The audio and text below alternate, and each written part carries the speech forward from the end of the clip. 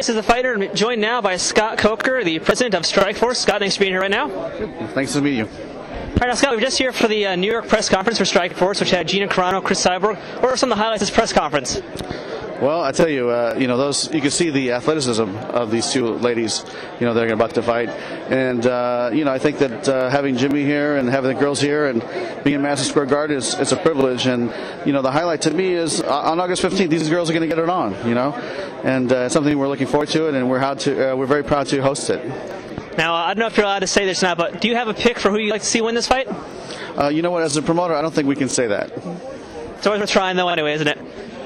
No, I tell you, it's going to be a great fight. I mean, both these girls have their advantages, and both these girls are, they're the number 1, 2 ranked female fighters in the world, and so you're going to see an epic battle. I think that's going to go down in history.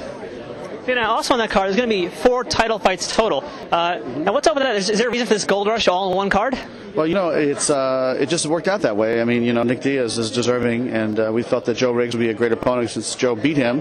Then they had that epic battle in the hospital, after the fight.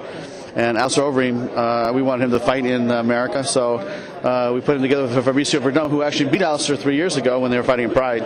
And then the last one was Gilbert and Josh, which would have been planned, for the last fight, but they got hurt. Gilbert got hurt, or Josh got hurt. So, we felt that was also a revenge fight. So we have 3 revenge title fights, and the main event, which is the Carano Cyborg fight. So it's going to be an action-packed night of fights on August 15th, and then you can watch it on Showtime.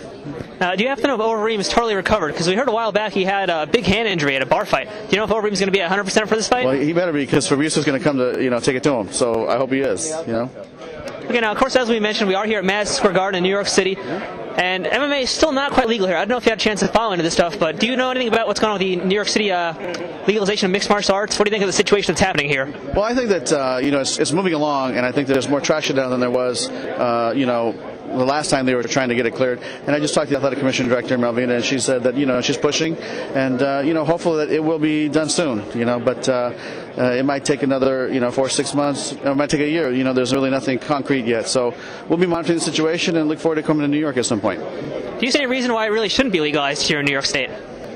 That's a political question, really, and to me, mixed martial arts is a safe sport. I've been promoting it, since 2006 when they inaugurated it into California with the Shamrock Cesar Gracie fight.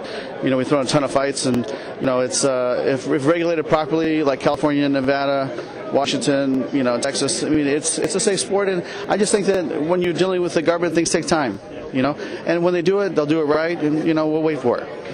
Okay, now I do like to like promoters this question every now and then.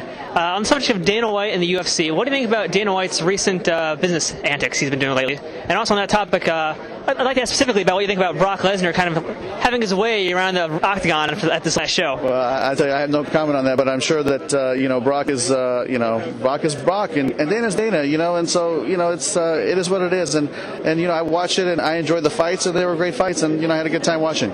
And you had the pleasure of promoting Brock's first fight, is that correct? Well, I was working with K1 at the time, but I was not promoting that fight with Dreams, or it was actually called K1 Dynamite USA, right. exclamation mark, yes. 2007. And it was a gentleman by the name of Mike Hogan, who's a good friend of mine, that had the privilege of promoting that fight. So I was at a couple meetings with Brock, and he's a big guy, and I can see why he's dominating right now. But it's just a matter of time, and I think there's a lot of great fighters up and coming that are right around the corner. So the show in 2007, he fought I think a Korean fellow. Korean fighter, Minsu Kim, I believe. Okay, so you know more than me. So I take it. He did a good job, and when you have a guy that big and that athletic and a wrestler, and he starts learning real MMA, he's gonna be dangerous.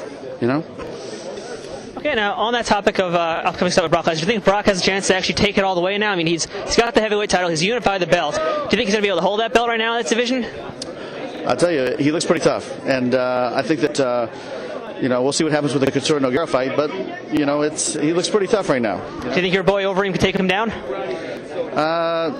I'd love to see the fight. I'd love to see that fight. I'd love to see Fedor fight, Brock. I think that'd be a great fight. And there's a couple fights out there for Brock, and I think there's a couple fights out there for my guy Overeem or Fedor. So those are fights I'd love to see as a fan.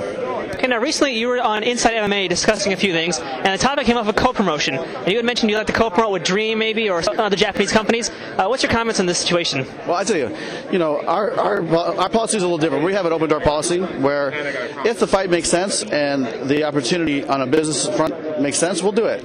And so we'll co-promote with other promoters. And so, that's going to be our motto. Are there any fighters you specifically would like to bring into the company?